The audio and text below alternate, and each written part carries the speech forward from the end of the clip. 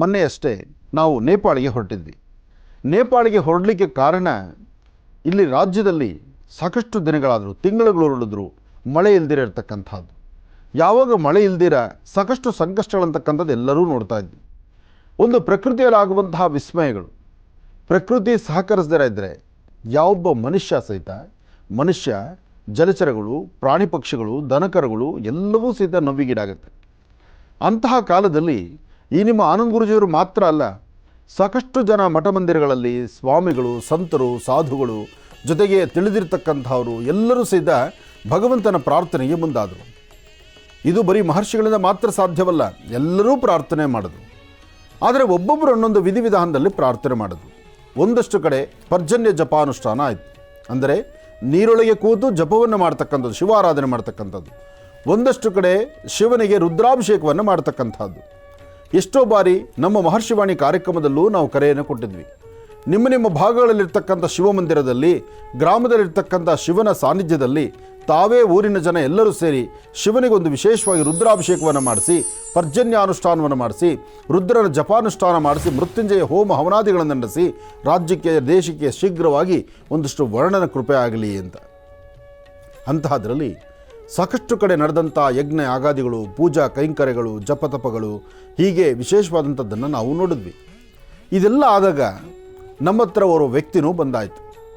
ಶ್ರೀಧರ್ ಎಂಬತಕ್ಕಂಥ RK ಶ್ರೀಧರ್ ಎಂಬತಕ್ಕಂಥ ವ್ಯಕ್ತಿ ಬಂದು ಒಂದು ಪರಮ ಪವಿತ್ರವಾಗಿರತಕ್ಕಂತಹ ಪುಣ್ಯಕ್ಷೇತ್ರವನ್ನು ದರ್ಶನ ಮಾಡಬೇಕು, ಆ ಸಾನ್ನಿಧ್ಯದಲ್ಲಿ ಒಂದು ವಿಶೇಷವಾದಂತಹ ಪ್ರಾರ್ಥನೆ ಸಲ್ಲಿಸಬೇಕು, ನಮ್ಮ ತಾಯಿಯವರ ಆಜ್ಞೆ ಆಗಿದೆ, ನಮ್ಮ ತಾಯಿಯವರು ನಿಮ್ಮ ಕಾರ್ಯಕ್ರಮವನ್ನು ನೋಡ್ತಾ ಇರ್ತಾರೆ, ಅದರಿಂದ ಅವರು ಹೇಳುವ ಮಾತಿನಂತೆ ಯಾವುದಾದ್ರೊಂದು ಕ್ಷೇತ್ರಕ್ಕೆ ನಾನು ನಿಮ್ಮ ಜೊತೆ ಬರಬೇಕು, ಅಲ್ಲೂ ಒಂದು ಪ್ರಾರ್ಥನೆ ಮಾಡೋಣ, ಹೇಗೂ ಮಳೆ ಇಲ್ವಲ್ಲ ಎಂಬತಕ್ಕಂಥ ಚಿಂತನೆ, ಆ ಒಂದು ಪ್ರಸ್ತಾವನೆ ನನ್ನ ಮುಂದೆ ಇಟ್ಟರು. ಆಗ ನಾನು ಚಿಂತನೆ ಮಾಡಿದ್ದು, ಪಶುಗಳಿಗೆಲ್ಲ ನಾಯಕನಾಗಿ ಪಶು ಪಕ್ಷಿ ಪ್ರಾಣಿಗಳಿಗೂ ಸಹಿತ ಎಲ್ಲರಿಗೂ ಸಹಿತ ಅನ್ನ ಆಹಾರ ನೀರನ್ನು ಕೊಡ್ತಕ್ಕಂಥವನು ಸಾಂಬ ಸದಾಶಿವ. ಅಂತಹ ಒಂದು ಶಿವ ಸಾನ್ನಿಧ್ಯವನ್ನು, ಸಾಕ್ಷಾತ್ ಶಿವ ಕೈಲಾಸದಿಂದ ದರೆಗಿಳಿದಂಥ ಶಿವ ಎಲ್ಲೇ ದರೆಗಿಳಿದು ತನ್ನ ದಂಪತಿಗಳ ಸಮೇತ ಎಲ್ಲಿ ಓಡಾಡಿದ್ದಾರಲ್ಲ, ಅಂತಹ ಒಂದು ಪುಣ್ಯಕ್ಷೇತ್ರ ಯಾವುದಿದೆ ಎಂಬತಕ್ಕಂಥದ್ದನ್ನು ಗ್ರಂಥಗಳಲ್ಲಿ ತಿರುಗಿಸ್ತಾ ಹೊರಟಾಗ ನನ್ನ ಗಮನಕ್ಕೆ ಬಂದದ್ದು, ನನಗೆ ಗೋಚರಿಸಿದ್ದು ಮೊದಲು ಪಶುಪತಿನಾಥ್, ಅಂದರೆ ನೇಪಾಳ್. ಪಶುಪತಿನಾಥ್ ನೇಪಾಳಲ್ಲಿ ಇಂತಹ ಅದ್ಭುತವಾದಂಥ ಸಾನ್ನಿಧ್ಯ ಇದೆ. ಅಲ್ಲಿ ಇವತ್ತಿಗೂ ಸಹಿತ ನಡೀತಿರ್ತಕ್ಕಂಥ ಪವಾಡಗಳು ಸಾಕಷ್ಟು ಇದೆ.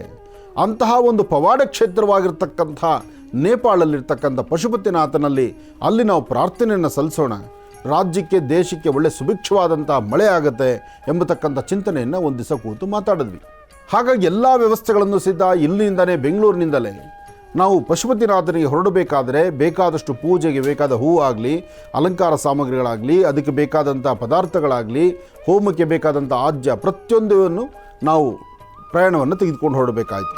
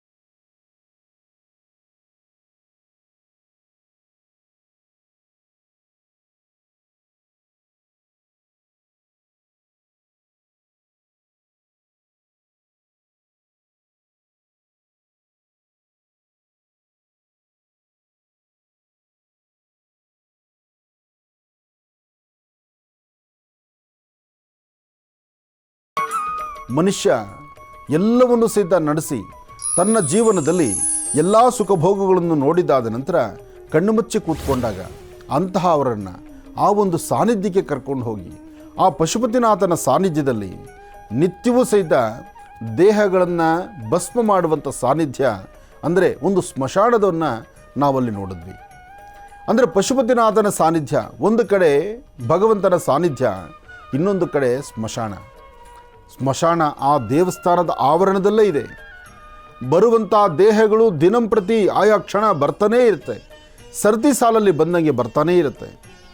ನಾವು ಹೋಗಿದ್ದು ಭಗವಂತನಿಗೆ ಪ್ರಾರ್ಥನೆ ಮಾಡ್ತಾ ರಾಜ್ಯದಲ್ಲಿ ಶೀಘ್ರವಾಗಿ ವರ್ಣನ ಕೃಪೆ ಆಗಲಿ, ಕರುಣಿಸು ಭಗವಂತ ಅಂತ ಒಮ್ಮೆ ಪ್ರಾರ್ಥನೆಗಾಗಿ ನಾವು ಆ ಭಾಗಕ್ಕೆ ಪ್ರಯಾಣವನ್ನು ಬೆಳೆಸಿದ್ವಿ. ಆದರೆ ಅಲ್ಲಿನ ಆಕ್ರಂದನ, ತನ್ನಲ್ಲಿರ್ತಕ್ಕಂಥ ತನ್ನ ಕುಟುಂಬಸ್ಥರನ್ನು ಕಳ್ಕೊಂಡಾದ ನಂತರ ತಂದೆನ ಕಳ್ಕೊಂಡವರು, ತಾಯಿನ ಕಳ್ಕೊಂಡವರು, ಹೆಂಡತಿನ ಕಳ್ಕೊಂಡವರು, ಗಂಡನ್ನು ಕಳೆದಿರ್ತಕ್ಕಂಥವ್ರು, ಹೊಟ್ಟೆಲಿಟ್ಟಿರ್ತಕ್ಕಂಥ ಮಕ್ಕಳನ್ನು ಕಳ್ಕೊಂಡಿರ್ತಕ್ಕಂಥವ್ರ ಆಕ್ರಂದನ ಇತ್ತಲ್ಲ, ಅವರ ಕೂಗು, ಅವರ ಅಳು, ಅಬ್ಬೊಬ್ಬ, ಅದು ಕೇಳಲಿಕ್ಕೂ ಆಗಲ್ಲ, ನೋಡಲಿಕ್ಕೂ ಆಗಲ್ಲ. ಅದಕ್ಕೆ ಹಿರಿಯರು ಹೇಳ್ತಾರೆ ಇದನ್ನು ಸ್ಮಶಾನ ವೈರಾಗ್ಯ ಅಂತ. ಅಂತಹ ಒಂದು ಭಾಗಗಳನ್ನು ಒಂದೊಂದು ಜಾಗಗಳಲ್ಲೂ ಸುತ್ತಾಡಿ ನಾವು ಹೋದದ್ದನ್ನೇ ಮರೆತು ಕೂತ್ಕೊಂಡಂಗೆ ಆಗೋಯ್ತು. ಇಷ್ಟೇನಾ ಪ್ರಪಂಚ, ಇಷ್ಟೇನಾ ಜೀವನ, ಇದಕ್ಕಾಗ ನಾವು ಇಷ್ಟೆಲ್ಲ ಹೊಡೆದಾಡಬೇಕಾಗಿದೆ, ಇಷ್ಟೆಲ್ಲ ಸಂಪಾದನೆ ಮಾಡಬೇಕಾಗಿದೆ ಎಂಬತಕ್ಕಂಥದ್ರ ನೋವು ಆ ಕ್ಷಣ ಅಬ್ಬಬ್ಬ ಕಣ್ಣು ಮುಂದೆ ಬಂದು ಕೂತ್ಕೊಳ್ತು. ಆದರೂ ನಮ್ಮ ಕಾಯಕ ಇಲ್ಲಿಂದ ನೇಪಾಳಕ್ಕೆ ಹೊರಟಿದ್ದೇನು, ಅಲ್ಲಿರುವಂತಹ ಭಗವಂತ, ಸಾಕ್ಷಾತ್ ಭಗವಂತ ಸಾಂಬ ಸದಾಶಿವ ಕೈಲಾಸದಿಂದ ಧರೆಗಿಳಿದು ದಂಪತಿಗಳ ಸಮೇತ ಓಡಾಡಿರುವಂಥ ಸಾನ್ನಿಧ್ಯವಿದ್ದು ಇವತ್ತಿಗೂ ಒಂದು ಪವಾಡವನ್ನು ಸೃಷ್ಟಿ ಮಾಡುವಂತಹ ಸದ್ಯೋಜಾತ ವಾಮದೇವ ಅಘೋರ ತತ್ಪುರುಷೇಷಾನ ರೂಪಿಣಿ ನಮೋ. ಅಂದರೆ 5 ಮುಖಗಳುಳ್ಳಂಥ 4 ಮುಖಗಳು ದರ್ಶನ ಕೊಡುವಂಥ, ಊರ್ಧ್ವಮುಖ ದರ್ಶನ ಇಲ್ಲದಂಥ ಪಶುಪತಿನಾಥನ ಸಾನ್ನಿಧ್ಯದಲ್ಲಿ ಒಂದು ಮಹಾ ಪ್ರಾರ್ಥನೆ ಆಗಬೇಕಾಗಿತ್ತು. ಆ ಪ್ರಾರ್ಥನೆ ಮಾಡುವಂಥ ಕಾಲ ಎಲ್ಲರೂ ಸಹಿತ ಒಂದು ಸಾಮೂಹಿಕವಾದಂಥ ಪ್ರಾರ್ಥನೆಗೆ ಮನಗೊಂಡು ದೇವರ ಮುಂದೆ ನಿಂತಾಗ ಒಂದು ಕಡೆ ಅಳುವಿನ ಸೌಂಡು, ಒಂದು ಕಡೆ ಅಳುವಂತಹ ಆ ಶಬ್ದಗಳನ್ನು ಆಲಿಸ್ತಾ ಇದ್ದೀವಿ, ಮತ್ತೊಂದು ಕಡೆ ಭಗವಂತನ ಪ್ರಾರ್ಥನೆ ಮಾಡ್ತಾ ಇದ್ದೀವಿ.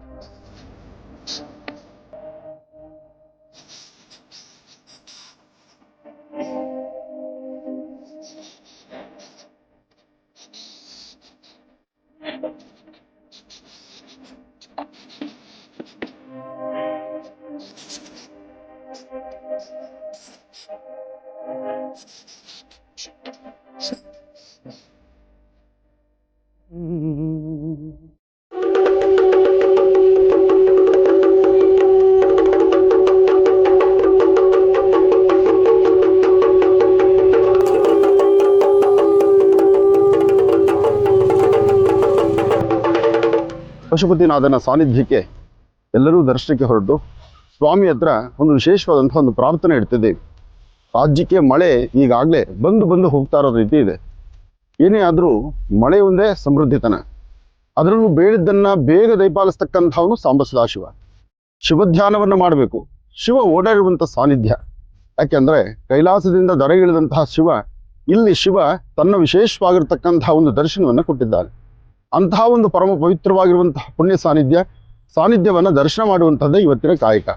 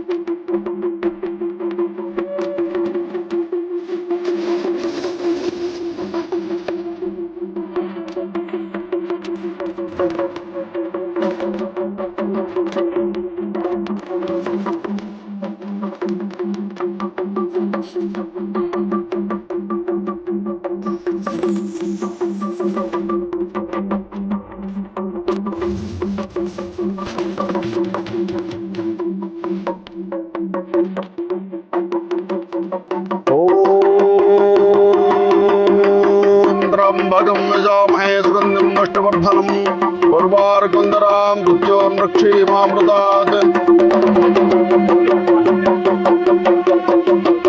त्र्यम्बकं यजामहे सुगन्धिं पुष्टिवर्धनम् उर्वारुकन्दरां मृत्योर्मृक्षीमामृतात् त्र्यम्बकेश्वराय नमः. ಪಶುಪತಿನಾಥರ ಈ ಸಾನ್ನಿಧ್ಯದಲ್ಲಿ ಪರಮ ಪವಿತ್ರವಾಗಿರ್ತಕ್ಕಂಥ ನನ್ನ ಬಲಭಾಗದಲ್ಲಿ ಪಶುಪತಿನಾಥರ ಸಾನ್ನಿಧ್ಯ, ಗರ್ಭಗುಡಿ, ಸ್ವಾಮಿ ವಿರಾಜಮಾನನಾಗಿ ಬರ್ತಕ್ಕಂತಹ ಭಕ್ತರಿಗೆ ದಾರಿ ತೋರಿಸ್ತಿರ್ತಕ್ಕಂಥದ್ದು, ದರ್ಶನ ಕೊಡ್ತಿರ್ತಕ್ಕಂಥದ್ದು. ನನ್ನ ಹಿಂಭಾಗದಲ್ಲಿರ್ತಕ್ಕಂಥದ್ದು ದೇವಿಯ ಪಾದಗಳಿರ್ತಕ್ಕಂಥ ಸಾನ್ನಿಧ್ಯ. ದೇವಿಯ ಪಾದಗಳನ್ನು ನೋಡ್ಬೋದಾದ್ರೆ ನನ್ನ ಹಿಂದಿರ್ತಕ್ಕಂಥ ಈ ಆಲಯದಲ್ಲಿ, ನನ್ನ ಬಲಭಾಗದಲ್ಲಿರ್ತಕ್ಕಂತಹ ಆಲಯ ಇದು ಬೃಹತ್ ಮಟ್ಟದ ಆಲಯ, ವಿಶೇಷವಾಗಿರ್ತಕ್ಕಂಥ ಆಲಯ. ಸ್ವಾಮಿಯ ಸಾನ್ನಿಧ್ಯ ಇರತಕ್ಕಂಥ ವಿಶೇಷವಾಗಿರ್ತಕ್ಕಂಥ ಪಶುಪತಿನಾಥನ ಸಾನ್ನಿಧ್ಯವನ್ನು ದರ್ಶನ ಮಾಡೋಣ, ದೇವಿಯನ್ನು ಆರಾಧನೆ ಮಾಡೋಣ. ಹರ ಹರ ಮಹಾದೇವ.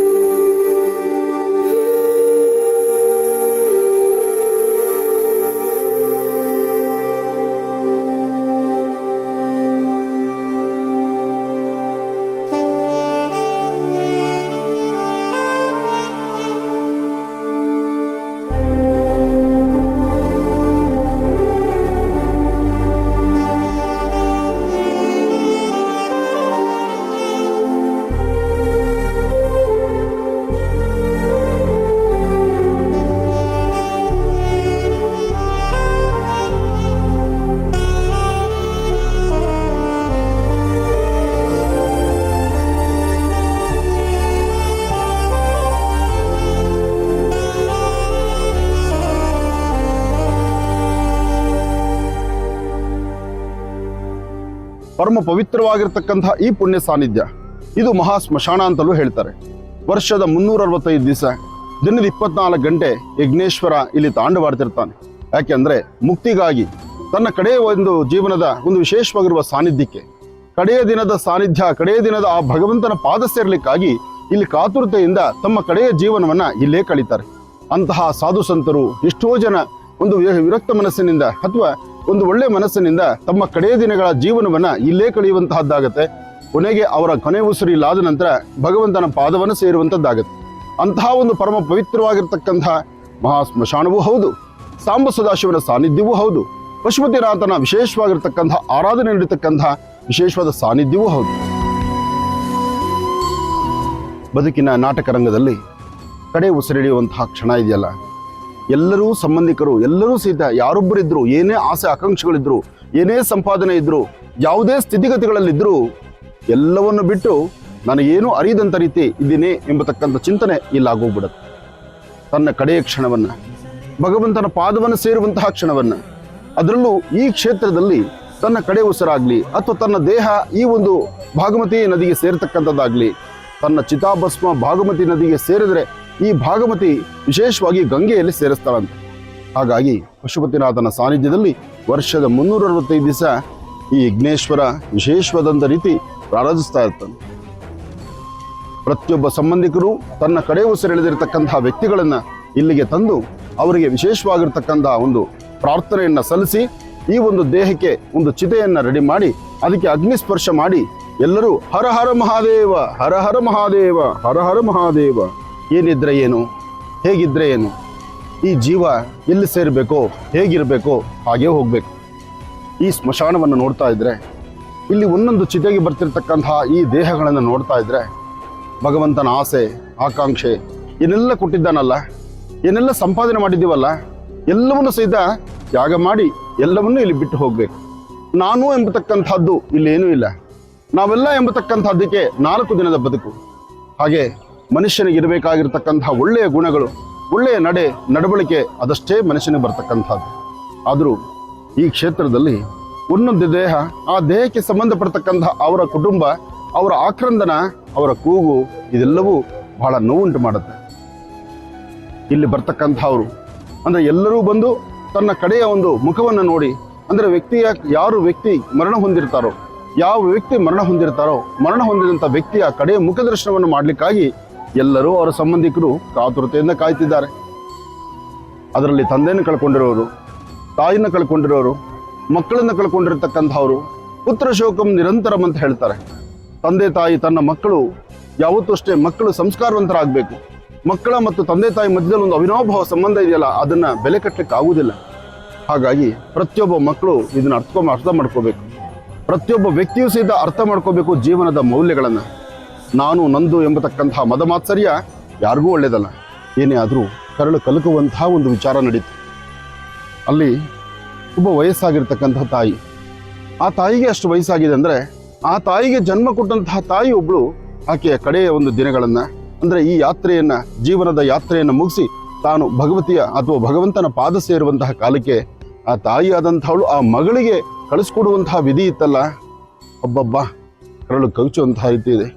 ಆ ಒಂದು ಸರಳ ಸಂಕಟ ಆಗುತ್ತಲ್ಲ, ಆ ಮರಣ ಸಂಕಟ ಎಂಬತಕ್ಕಂಥದ್ದು ಇದು ಸಾಮಾನ್ಯವಾದಲ್ಲ. ಬಹುಶಃ ಆ ತಾಯಿ, ಆ ವಯಸ್ಸಲ್ಲಿರ್ತಕ್ಕಂತಹ ತಾಯಿ, ಈಕೆಗೆ ಇಷ್ಟು ವಯಸ್ಸಾಗಿದೆ ಅಂದರೆ ಆಕೆಯ ವಯಸ್ಸೆಷ್ಟಿರ್ಬೋದು. ಆದರೆ ಆ ವಯಸ್ಸಲ್ಲಿ ಸಹಿತ ಈ ಮಗಳನ್ನು ತಾನು ಕಳಿಸ್ಕೊಡ್ಬೇಕಾದ್ರೆ ಆಕೆ ಆಕ್ರಂದನ ಇದೆಯಲ್ಲ, ನೋವು ಇದೆಯಲ್ಲ, ಅಬ್ಬಬ್ಬ ಅದನ್ನು ಬಾಯಲ್ಲಿ ಹೇಳಲಿಕ್ಕಾಗೋದಿಲ್ಲ, ಆ ನೋವನ್ನು ಅನುಭವಿಸೋಕ್ಕಾಗೋದಿಲ್ಲ. ಇಲ್ಲಿ ಬಂದು ಭಗವಂತನ ದರ್ಶನ ಮಾಡಬೇಕು ಎಂಬತಕ್ಕಂಥ ಚಿಂತನೆಯಿಂದ ನಾವು ಬಂದದ್ದು. ಆದರೂ ಇದೆಲ್ಲವನ್ನು ನೆನೆಸ್ಕೊಂಡಾಗ ತಂದೆ ತಾಯಿನ ಕಳಿಸ್ಕೊಡ್ಬೇಕಾದ್ರೆ, ತಂದೆ ತಾಯಿ ನಮ್ಮಿಂದ ಈ ದೇಹದಲ್ಲಿರ್ತಕ್ಕಂಥ ಜೀವ ಹೋದ ನಂತರ ತಂದೆ ತಾಯಿನ ಅಗ್ನಿಸ್ಪರ್ಶ ಮಾಡುವಂಥ ಕಾಲವೋ ಅಥವಾ ಅವರ ಒಂದು ಕಡೆಯ ಒಂದು ದಿನಗಳ ಆ ಭಗವಂತನ ಪಾದ ಸೇರಿಸುವಂತಹ ಆ ಸುಂದರ ಗಳಿಗೆ ಅಂತಲೋ ಅಥವಾ ಆ ಗಳಿಗೆ ಅಂತಲೋ ಎದುರಾದಾಗ ಆ ನೋವನ್ನು ತಡಿಲಿಕ್ಕಾಗುವುದಿಲ್ಲ. ಇದೆಲ್ಲವನ್ನು ನೋಡಿದಾಗ ನನ್ನ ತಂದೆ ತಾಯಿ ಸಹಿತ ನನಗೆ ಜ್ಞಾಪಕ ಬರ್ತಾರೆ. ಆದರೂ ಯಾರೊಬ್ಬರು ಸಹಿತ ನಾನು ನಂದು ಅಂತಕ್ಕಂಥದ್ದನ್ನು ಮರೆತು ಭಗವಂತ ತಾನು ಜೀವ ಕೊಟ್ಟಿರುವಷ್ಟು ದಿನ ಆದಷ್ಟು ಭಗವತ್ ಸೇವೆ ಮಾಡ್ತಾ ಭಗವಂತನ ಪ್ರಾರ್ಥನೆ ಸಲ್ಲಿಸುವಂತಹದ್ದು, ಸರ್ವಂ ಶಿವಮಯಂ ಎಂಬತಕ್ಕಂತಹ ಒಂದು ಮಾತನಾಡ್ತಾ ಎಲ್ಲರೂ ಮುಕ್ತಿ ಪಥದತ್ತ ನಡೆಯೋದ್ರಲ್ಲಿ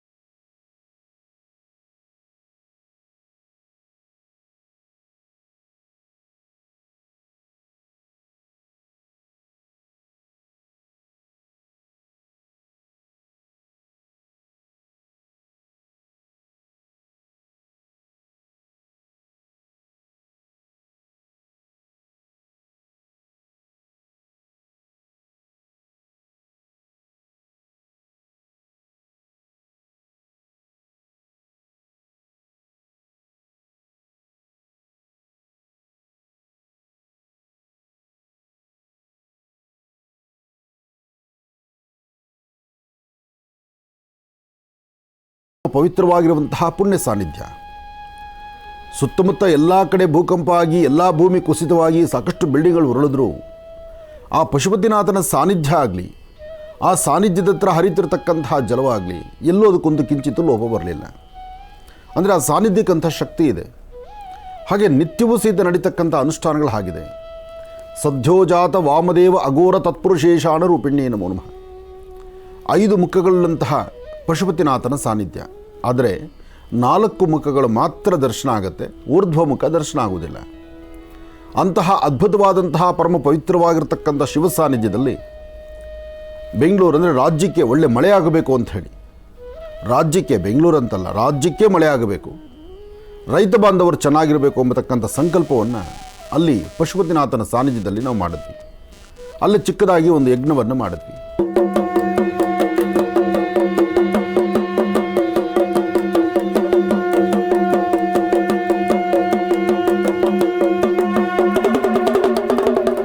ಗಣಾನಾನ್ತ್ವಾ ಗಣಪತಿಗಂ ವವಾಮಹೇ ಕವಿಂ ಕವೇನಾನಪಮಶ್ರಮಸ್ತವಂ ಜ್ಯೇಷ್ಠರಾಜಂ ಬ್ರಹ್ಮಣಾಂ ಬ್ರಹ್ಮಣಸ್ವದ ಆನ ಶೃಣ್ವನ್ನೋತಪಸೇದಸಾದನಂ ಮಹಾಗಣಾಧಿಪತಯೇ ನಮಃ. ಕೈಲಾಸದಿಂದ ದರಗಿಳಿದು ಪಂಚಮುಖಗಳಲ್ಲಿ ದರ್ಶನವನ್ನು ಕೊಡ್ತಿರ್ತಕ್ಕಂಥ ಸದ್ಯೋಜಾತ ವಾಮದೇವ ಅಘೋರ ತತ್ಪುರುಷೇಷಾಣ ರೂಪಿಣಿಯೇ ನಮೋ ನಮಃ. ಸದ್ಯೋಜಾತಂ ಪ್ರಪದ್ಯಾಮಿ ಸದ್ಯೋಜಾತಾಯ ವೈ ನಮೋ ನಮಃ.